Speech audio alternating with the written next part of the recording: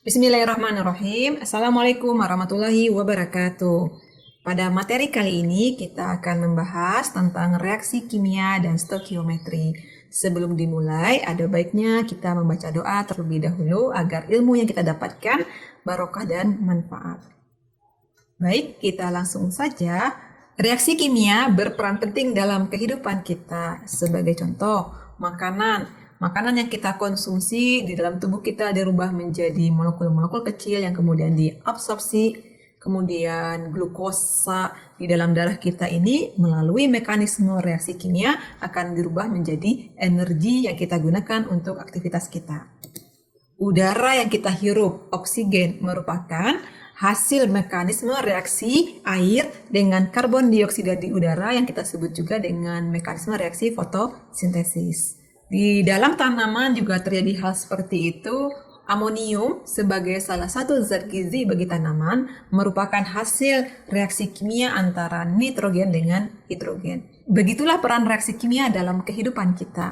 Begitupun di bidang farmasi, reaksi kimia digunakan untuk berbagai manfaat. Salah satunya adalah dalam proses reaksi pembuatan obat atau kita sebut sebagai reaksi sintesis.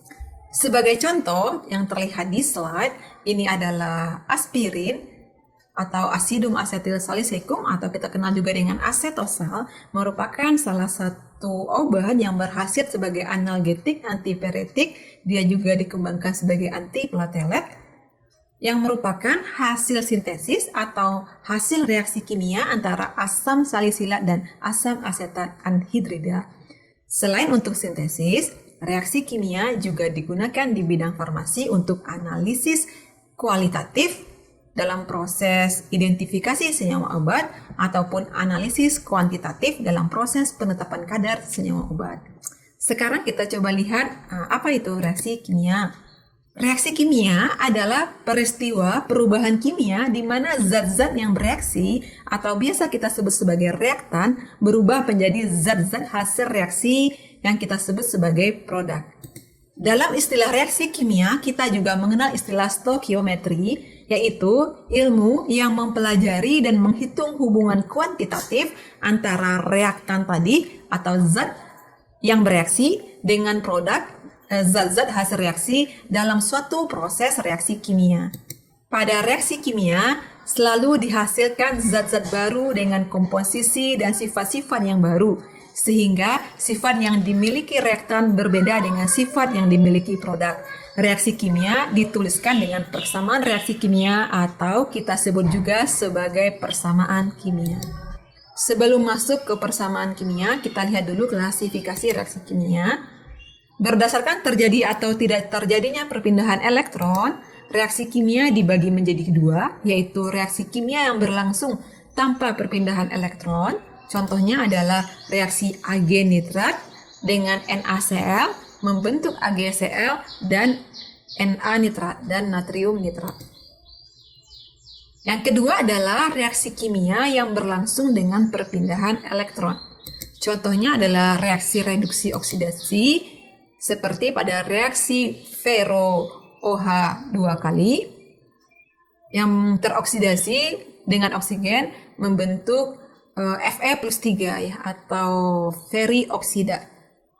Di sini terjadi proses perpindahan elektron dari Fe+2 menjadi Fe+3 ya, di mana Fe di sini dia mengalami oksidasi dari Fe+2 Fe+3 atau dia melepaskan elektron.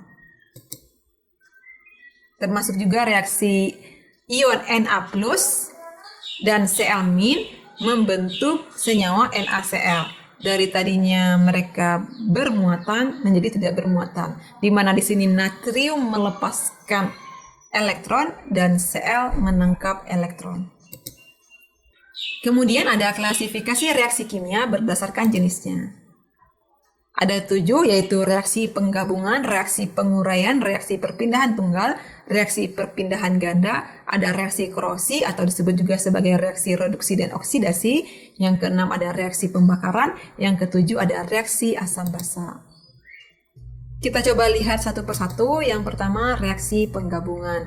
Reaksi penggabungan merupakan reaksi dua unsur atau lebih membentuk suatu senyawa baru yang umumnya kita rumuskan dengan rumus umum A tambah B terbentuk AB ya. Sebagai contoh adalah reaksi pembentukan air dari unsur hidrogen dan unsur oksigen seperti reaksi yang terlihat pada layar. Yang kedua adalah reaksi penguraian. Kebalikan dari reaksi penggabungan, reaksi penguraian adalah reaksi penguraian suatu senyawa menjadi unsur penyusunnya. Contohnya adalah reaksi penguraian air atau molekul H2O menjadi unsur hidrogen dan oksigen. Yang ketiga adalah reaksi perpindahan tunggal. Reaksi perpindahan tunggal adalah reaksi di mana salah satu unsur menggantikan posisi unsur lain. Contohnya adalah di sini Mg direaksikan dengan dua molekul air, kemudian terbentuk MgOH 2 kali dan melepaskan gas hidrogen. Yang keempat adalah reaksi perpindahan ganda. Reaksi ini terjadi apabila kation dan anion dari masing-masing reaktan yang bereaksi itu saling bertukar tempat. Contohnya adalah reaksi Ag nitrat dengan NaCl, di mana kemudian Ag berpindah ikatan dengan Cl dan nitrat berganti ikatan dengan nitrogen. Yang kelima adalah reaksi korosi atau disebut juga sebagai reaksi reduksi oksidasi. Reaksi korosi merupakan reaksi degradasi akibat terjadinya proses oksidasi. Contohnya di sini adalah reaksi teroksidasinya Fe+2 dari ferrohidroksida menjadi ferrioksida. Yang keenam adalah reaksi pembakaran. Reaksi di mana suatu molekul bereaksi dengan oksigen menghasilkan karbon dioksida dan air. Seperti contohnya adalah propana mengalami oksidasi dengan oksigen, terbentuk karbon dioksida dan air. Yang terakhir adalah reaksi asam basa, di mana terjadi reaksi netralisasi asam dan basa membentuk suatu senyawa garam. Contohnya adalah asam HCl bereaksi dengan suatu basa NaOH, terbentuk garam NaCl sambil melepaskan molekul air. Selanjutnya kita masuk ke persamaan kimia. Persamaan kimia meliputi pengaturan kembali atom-atom dalam satu senyawa atau lebih. Persamaan kimia setara jika jumlah tiap jenis atom dalam reaktan atau di sebelah kiri sama dengan jumlah atom produk atau yang berada di sebelah kanan. Sebagai contoh, bila metana CH4 dalam gas bereaksi dengan oksigen O2 dari udara dan dibakar, maka akan terbentuk karbon dioksida CO2 dan air H2O. Proses ini dapat dinyatakan dalam persamaan kimia CH4 tambah O2 menghasilkan CO2 ditambah H2O, di mana di sebelah kiri ini adalah reaktan dan di sebelah kanan adalah produk. Jumlah atom yang terdapat pada reaktan dan produk dapat kita hitung dan kita setarakan. Jika kita lihat dalam reaksi ini bahwa satu atom C di sini, di posisi reaktan ada satu atom C, ada 4 atom hidrogen, ada 2 atom oksigen. Sedangkan dalam posisi produk ada satu atom C, 2 tambah 1 berarti ada 3 atom oksigen dan 2 atom hidrogen. Kalau kita perhatikan jumlahnya tidak sama. Kalau di reaktan ada satu atom C, C-nya sama, tapi yang berbeda itu ada di hidrogen, di mana hidrogennya dalam reaktan itu ada 4H, sedangkan dalam produk cuma ada 2 hidrogen. Oleh karena itu, kita perlu melakukan kesetaraan reaksi. Kita dapat melakukan penyetaraan persamaan kimianya dengan cara mengatur lagi jumlah atom reaktan dan produk sehingga sama. Sebagai contoh di sini adalah menjadi CH4 tambah 2O2 menghasilkan CO2 tambah 2H2O. Sehingga di sini terlihat jelas bahwa C di sebelah kanan 1, sebelah kiri 1, H di sebelah kiri ada 4, di sebelah kanan juga sudah ada 4, O di sebelah kiri ada 4, di sebelah kanan juga sudah ada 2 tambah 2 berarti juga sama 4. Jadi reaksi yang kedua ini dapat kita katakan sudah setara. Arti persamaan kimia. Persamaan kimia umumnya memberikan dua informasi. Satu, sifat reaktan dan produk. Apakah dia bersifat padat, cair, gas, atau berbentuk larutan dalam air. Jika dia padat, kita berikan simbol P atau solid S. Jika dia cair, kita berikan simbol C atau liquid L. Jika gas, diberikan simbol G. Jika dia larutan dalam air, kita berikan simbol AQ. Informasi kedua dalam persamaan kimia itu adalah jumlah relatif reaktan dan produk. Dinyatakan dengan koefisien dalam persamaan keseimbangan. Koefisien reaksi menyatakan perbandingan mol zat-zat yang bereaksi apabila persamaan kimianya sudah kita setarakan.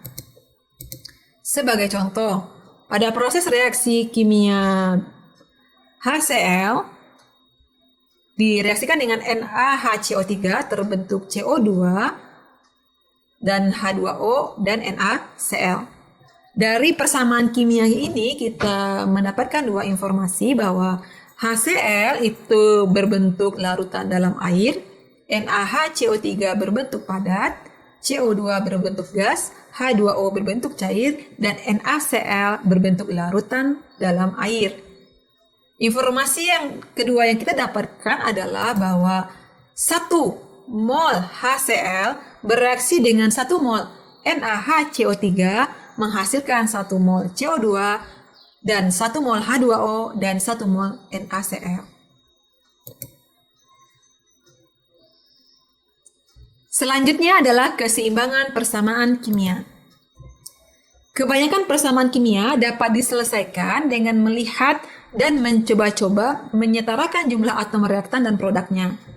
Kecuali untuk reaksi reduksi dan oksidasi, ada cara khusus, ada teknik khusus untuk menyetarakan persamaan kimianya.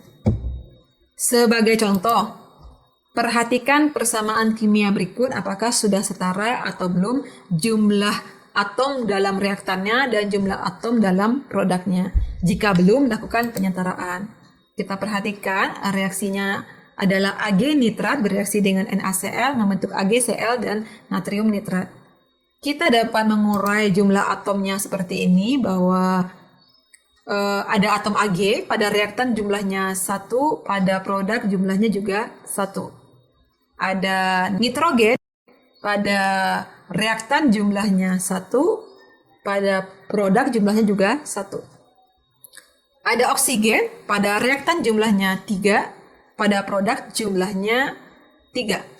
Ada natrium pada reaktan 1, pada produk 1. Ada klorida pada reaktan 1, pada produk 1. Jika kita lihat keterangannya, artinya apa? Semua atom pada reaksi ini, baik dalam reaktan maupun produk, sudah setara. Sehingga dapat kita katakan bahwa persamaan kimia ini sudah setara.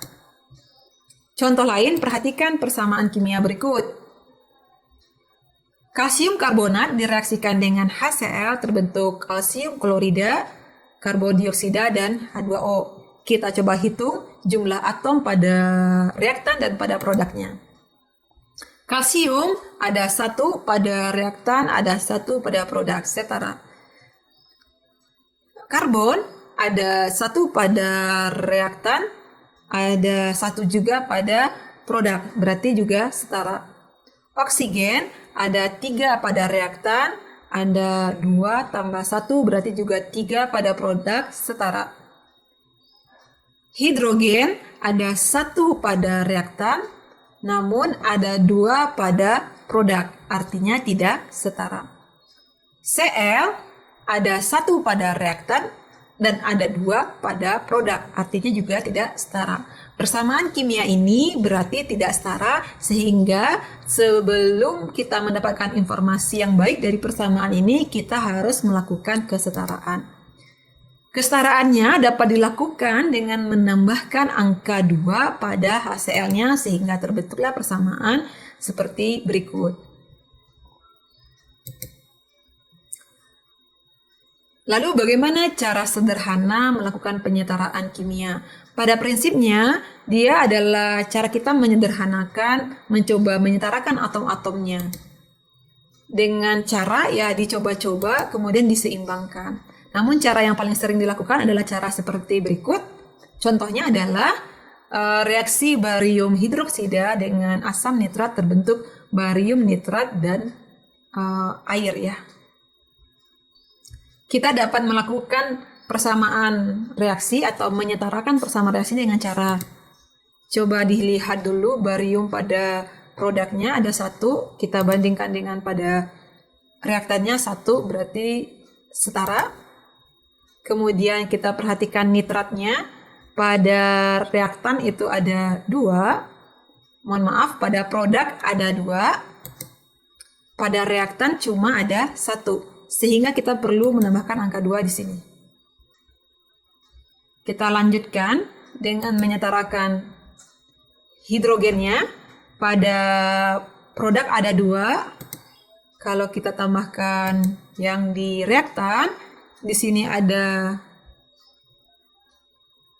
2 tambah 2, jadi ada 4. Jadi ada ketidaksetaraan lagi antara jumlah hidrogen pada reaktan dengan produk, di mana di sini ada 4, H2, 2H berarti ada 4, sedangkan di sini ada 2. Jadi kita bisa menambahkan lagi angka 2 di sini. Terakhir kita cek oksigennya. Di sini oksigen ada pada reaktan, pada produk, mohon maaf. Oksigen ada 3 kali 2 ada 6, tambah 2 berarti 8. Kita coba hitung di sini, 3 kali 2 6, tambah 2 8. Supaya yakin, kita ulangi menghitungkan, memastikan, kita pastikan lagi betul apa tidak. Barium 1, di sini juga 1. Nitrat di sini ada 2 ya. Nitrat di sini ada 2, di sini juga ada mohon maaf, nitrogen maksud saya. Nitrogen di sini ada 2, di sini juga ada 2. Oksigen di sini ada 6 tambah 2 8, di sini ada 6 tambah 2 8. Hidrogen di sini ada 4, di sini ada 2 tambah 2 berarti 4. Artinya persamaan reaksi kimia ini sudah setara. Contoh lain adalah reaksi alkohol C2H5OH dengan oksigen terbentuk CO2 tambah H2O. Kita lihat dulu CO2-nya, jumlah C di sini adalah 1, sedangkan di reaktan itu ada 2, sehingga kita bisa menambahkan angka 2 di sini. Kita lanjutkan dengan jumlah oksigen, di sini ada 4, kita masukkan dulu oksigen pada produknya, di sini ada 2, 3, sedangkan di sini ada 4, jadi tidak setara. Oksigen bisa di akhir ya, terakhir dikerjakan. Coba kita abaikan terlebih dahulu. Masukkan dulu hidrogen. Jadi tadi kita catat dulu bahwa oksigennya tidak setara ya. Kita coba lihat hidrogennya. Di sini hidrogen ada 2. Sedangkan di sini hidrogen ada 5 tambah 1 6. Supaya sama, bagaimana caranya supaya hidrogen sebelah sini juga 6. 2 kali berapa supaya 6, yaitu 3. Terakhir baru kita cek oksigennya. Di sini oksigen terlihat ada 3 tambah 2 kali 2 4, berarti total oksigen pada produk adalah 7. Sedangkan pada reaktan baru ada 1, 2 dan 3. Jadi di sini kurang 4. Supaya setara kita bisa tambahkan angka di sini 3. Kenapa? Karena 3 kali 2 adalah 6 tambah 1 7. Sehingga oksigen pada reaktan menjadi 7, pada produk juga menjadi 7. Dan seperti biasa kita cek lagi, pastikan lagi jumlahnya sudah setara atau tidak dengan mencek terakhir, konfirmasi lagi. C jumlahnya 2, di sini ada 2, oke. Oksigen ada 2 tambah 2 kali 2 4 tambah 3 7. 3 kali 2 6 tambah 1 7 setara. Dan terakhir hidrogen ada 6, di sini hidrogen ada 5 tambah 1 adalah 6. Persamaan reaksi sudah setara. Contoh lain adalah reaksi natrium dan oksigen membentuk dinatrium oksida Na2O. kita dapat tulis dulu Na2O. Jadi kalau kita lihat natrium di sini ada 2, sedangkan di reaktan cuma ada 1. Kita tambahkan dulu angka 2. Kita cek oksigen. Oksigen di sini ada 2, di sini ada 1. Kita harus menambahkan di sini supaya 2. Kita cross check ulang. Di sini Na menjadi 4. 2 kali 2 4. Di sini 2. Berarti kita harus hapus menjadi 4. Kemudian oksigen 2. Di sini juga sudah 2. Berarti sudah setara. Contoh terakhir, reaksi antara asam natrium hidroksida dengan asam sulfat ya. NaOH tambah H2SO4 terbentuk Na2SO4 tambah H2O. Kita dapat setarakan dengan cara dibuat dulu produknya Na2SO4, cek Na di sini 2, di sini baru ada 1, kita tambahkan angka 2. Kemudian SO4 ada 1 di sini juga 1, berarti sama ya, SO4-nya sudah sama. Kemudian H2O, kita lihat dulu hidrogennya ya. Hidrogen di sini ada 2, di sini ada 2. 2 tambah 2 berarti butuh 4. Di sini supaya 4 kita perlu menambahkan 2 lagi ya. 2 kali 2 sama dengan 4. Terakhir cek lagi oksigennya. Oksigen di sini ada 2 tambah 4 sama dengan 6. Di sini 4 tambah 2 sama dengan 6. Memastikan lagi, cek lagi dari awal. Na sama dengan 2, Na sama dengan 2, S sama dengan 1, S sama dengan 1, O sama dengan 4, tambah 2 sama dengan 6, O sama dengan 4, tambah 2 sama dengan 6, setara ya. Hidrogen, 2 kali 2 sama dengan 4, hidrogen di sini ada 2 juga di sini, berarti sama-sama sudah 4. Artinya persamaan kimianya juga sudah setara. Selanjutnya massa atom relatif dan massa molekul relatif. Massa atom relatif atau AR adalah menyatakan perbandingan massa rata-rata satu atom suatu unsur terhadap 1/12 massa atom C12. Sehingga kalau dibuat rumus AR unsur X sama dengan massa rata-rata satu atom unsur X dibagi dengan 1/12 massa atom C12. Contoh soal, massa rata-rata satu atom Mg sama dengan 4 kali 0,45 kali 10 pangkat min 23 gram. Sedangkan massa satu atom C12 adalah 1,999 kali 10 pangkat min 23 gram. Tentukan massa atom relatif atau AR dari unsur Mg. Kita masukkan ke rumus, di mana AR unsur Mg adalah beratnya 4,45 kali 10 min 23 dibagi dengan berat atom C12 1/12-nya 1,99 kali 10/23. Kemudian kita hitung dan olah datanya sehingga didapatkanlah AR unsur Mg 24,282 gram per mol. Pada kondisi standar massa atom relatif suatu unsur itu adalah tetap ya, dan kita dapat melihat angkanya itu di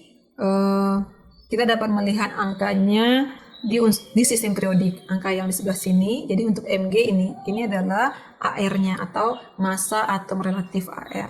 Untuk natrium ada di sini. Jadi semuanya ada di pojok kanan atas. Secara sederhana, ini juga rangkuman dari massa atom relatif beberapa unsur yang familiar dan banyak digunakan dalam suatu reaksi kimia. Hidrogen itu AR-nya 1,0079 seringkali dibulatkan menjadi 1, helium 4 disering dibulatkan menjadi 4, lithium dibulatkan menjadi 7. Yang banyak nanti kita gunakan dari reaksi kimia ada karbon 12 AR-nya, nitrogen dibulatkan menjadi 14, oksigen kita bulatkan menjadi 16, sodium kita bulatkan menjadi 23, magnesium 24, ada sulfur 32, ada klorin 35,5 biasanya dibulatkannya ya, atau Cl ya. Potasium adalah 40 ya. Sama dengan kalsium. Beberapa unsur sebaiknya kita ingat dan hafal. Biasanya kalau sudah biasa menyelesaikan persamaan-persamaan kimia atau perhitungan-perhitungan dalam stoikiometri, insya Allah akan hafal dengan sendirinya bahwa hidrogen itu 1, karbon itu 12, nitrogen itu 14, kemudian bahwa Cl itu 35,5 yang seringkali digunakan dalam proses perhitungan.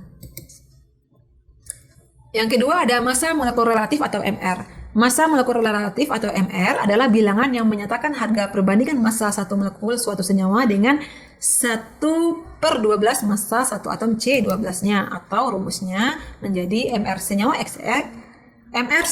XY adalah massa rata-rata satu molekul X dan Y dibagi 1/12 massa atom C12, atau MR senyawa X dapat dikatakan sebagai AR unsur X ditambahkan dengan AR unsur Y.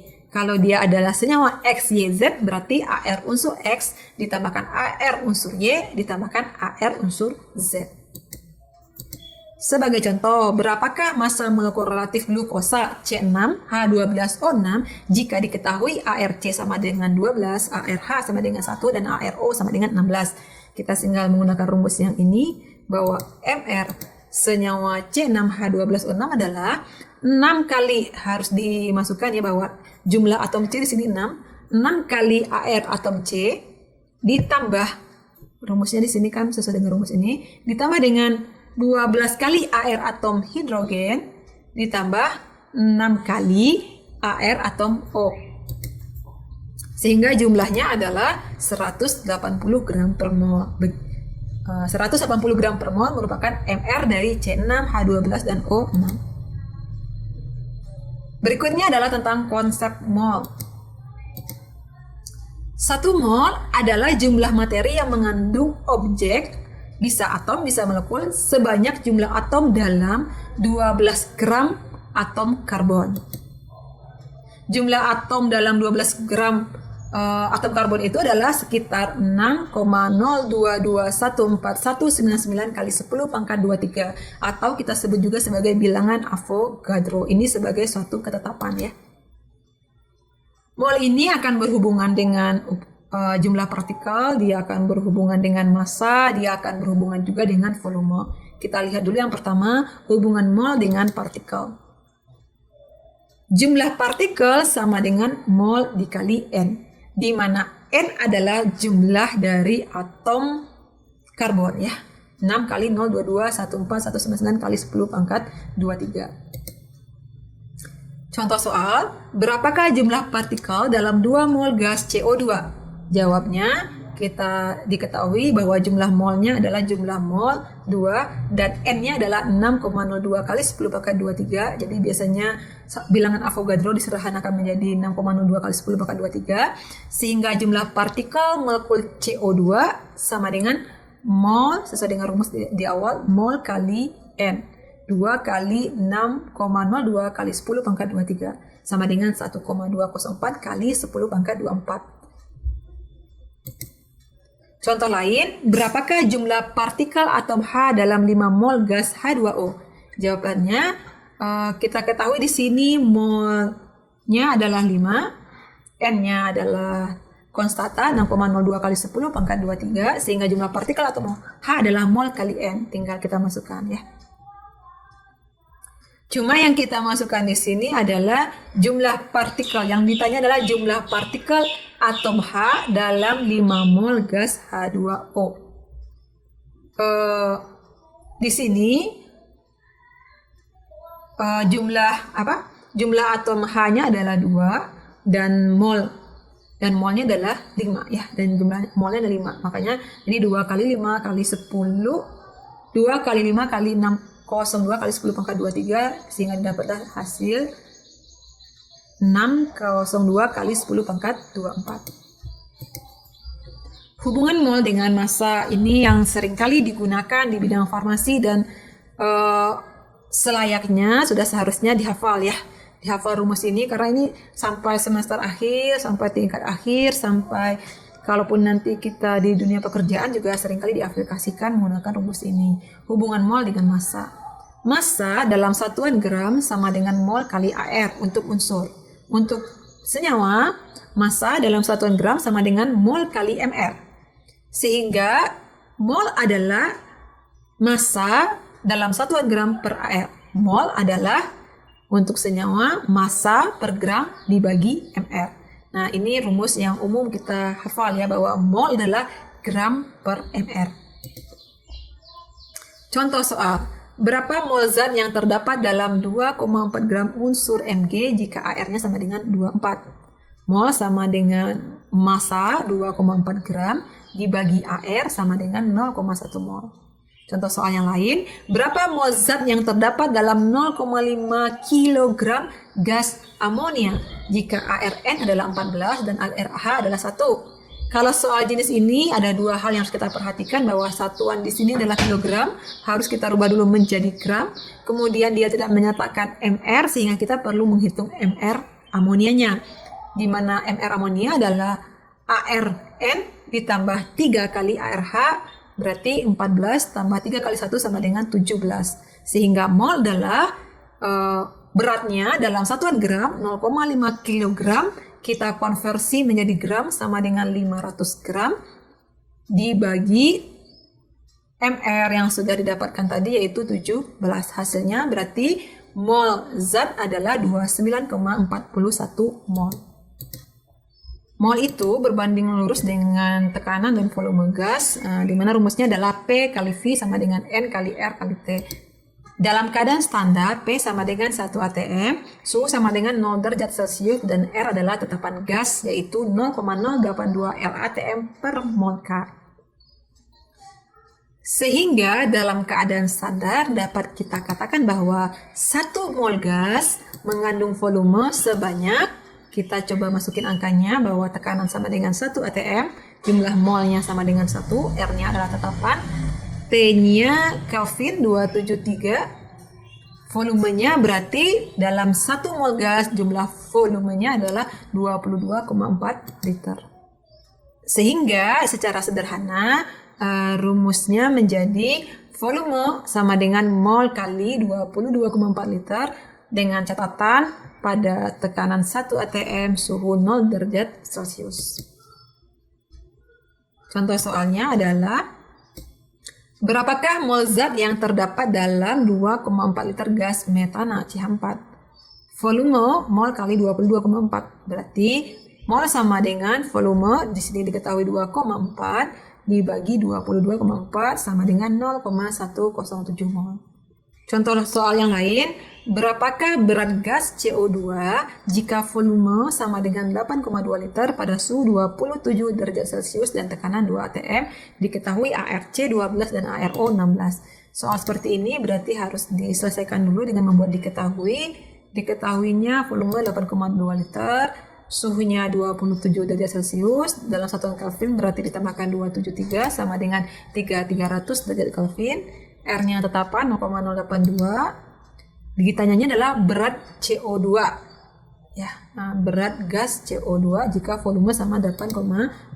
Cara menyelesaikannya kita hitung dulu jumlah mol dari gas CO2 menggunakan rumus PV sama dengan nRT, di mana jumlah mol sama dengan P kali V, P-nya adalah 2 atm, di sini diketahui 2 atm, dikali V-nya 8,2 liter, R-nya tetapan 300 Kelvin, didapatlah molnya 0,67 mol. Yang ditanya adalah berat, berarti mol kita konversi, di mana massa atau berat adalah mol dikali mR. Karena di sini mR juga tidak diketahui, maka kita harus menghitung juga mR dari CO2, di mana mR-nya adalah 1 atom C, 1 AR atom C ditambah 2 kali ARO. Sehingga didapatlah hasil massa gram atau berat CO2 dalam gas dengan volume 8,2 liter ini, dengan kasus ini adalah 29,48 gram CO2. Kita lanjutkan dengan cara menghitung persen komposisi senyawa. Persen massa unsur dalam senyawa seringkali disebut sebagai persen berat unsur. Berat unsur dalam senyawa dirumuskan dengan jumlah atom dikali AR unsur dibagi MR senyawa dikali berat senyawa. Sedangkan persen berat unsur dalam senyawa adalah berat unsur hasil perhitungan ini dibagi dengan berat senyawa dikali 100%. Sebagai contoh, berapakah berat CH dan O dalam 2 mol C2H5OH jika diketahui air C12H sama dengan 1 dan O sama dengan 16. Sebelumnya kita hitung dulu MrC2H5OH, di mana MR-nya adalah 2 kali AR atom C, 6 kali 5 tambah 1, 6 kali AR atom H, 1 kali AR atom O sama dengan 46. Kemudian kita hitung berat senyawa.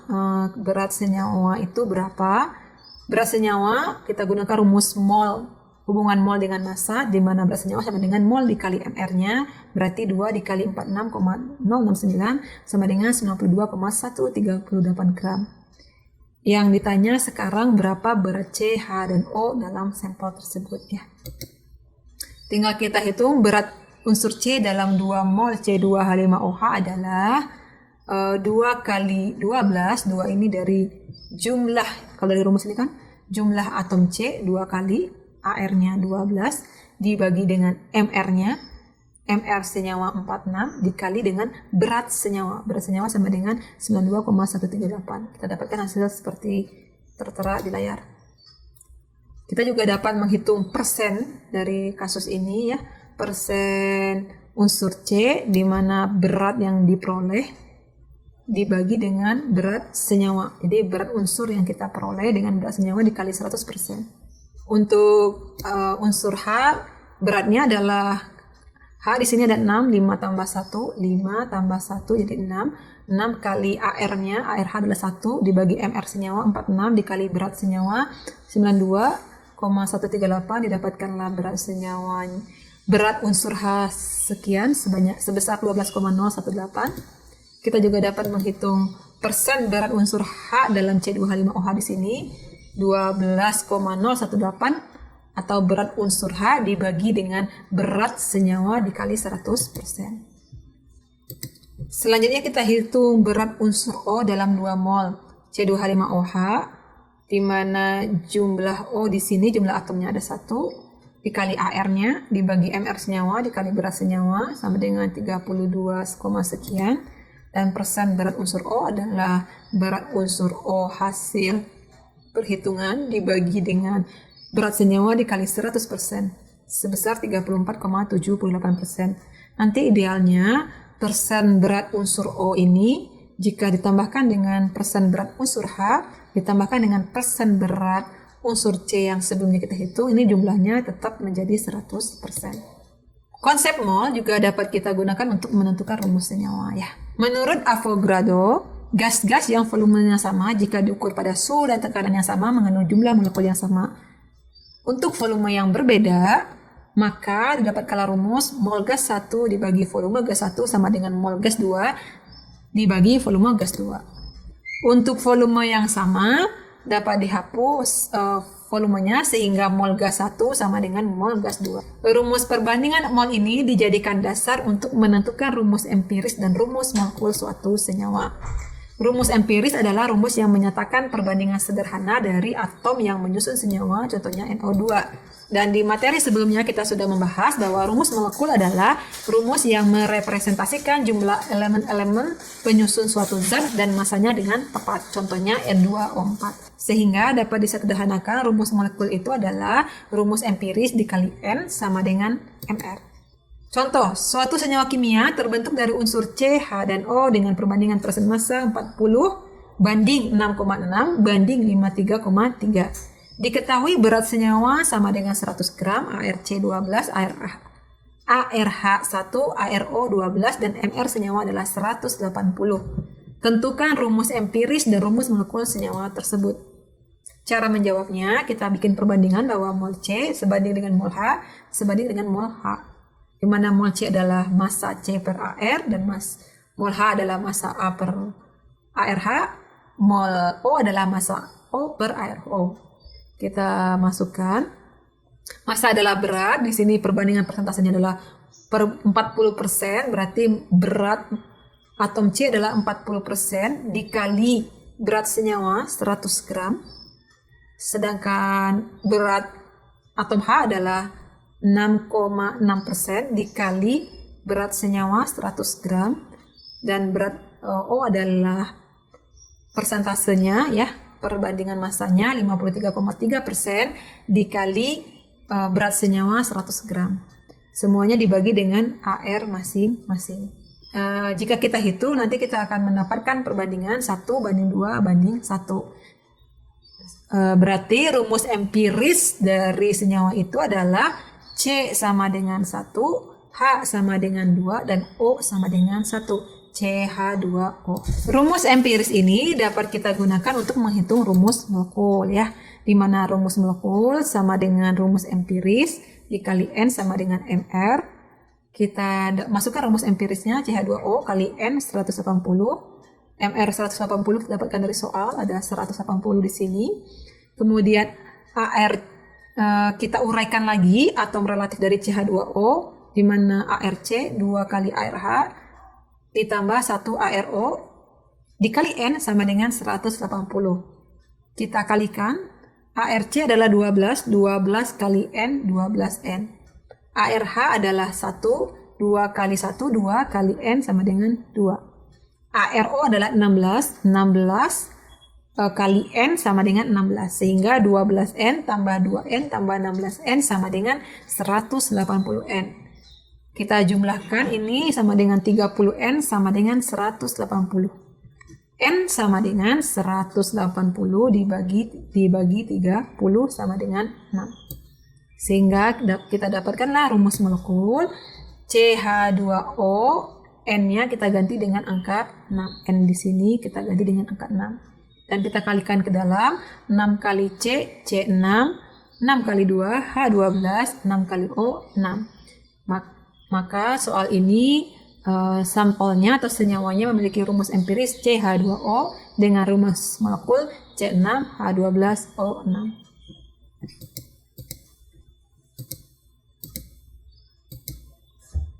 Ini contoh keduanya. Kalian coba perhatikan bahwa di sini kasusnya adalah reaksi kimia ya. 0,2 gram senyawa CXHY OZ dibakar sempurna dengan gas O2 menghasilkan 0,66 gram CO2 dan 0,27 gram H2O. Tentukan rumus senyawa tersebut jika diketahui MR sama dengan 166. Kita tulis dulu reaksi kimianya, CXHYOZ tambah O2, CO2 tambah H2O. Kita bisa hitung dulu berat unsur C dalam CO2. Karena di sini diketahui bahwa yang diketahui adalah berat CO2 dan berat H2O. Jadi yang diketahui adalah berat CO2 yang di sini dan berat H2O ya. Yang diketahuinya di sini berat CO2 dan berat H2O. Berat unsur C dalam CO2 adalah menggunakan rumus yang sebelumnya. 1 atom C dikali ARC dibagi dengan MR CO2 dikali 0,66. Kita dapatkan hasilnya 0,18 gram. Kita juga dapat menghitung berat unsur H dalam H2O. Karena di sini diketahui berat H2O adalah 0,27 gram. Dengan menggunakan rumus AR unsur dibagi MR senyawa dikali berat ya, kita juga akan mendapatkan berat unsur H adalah 0,03 gram. Karena di sini diketahui jumlah berat awal senyawa yaitu 0,29 gram, artinya kita bisa menghitung berat O dalam senyawa dengan menggunakan rumus 0,29 dikurang berat C 0,18 dan dikurangi lagi dengan berat H 0,03. Sehingga didapatkanlah berat O dalam senyawa adalah 0,08 gram. Dari hasil tadi kita buat perbandingan mol C banding mol H dibanding mol O dengan rumus yang sama di mana mol adalah gram per AR.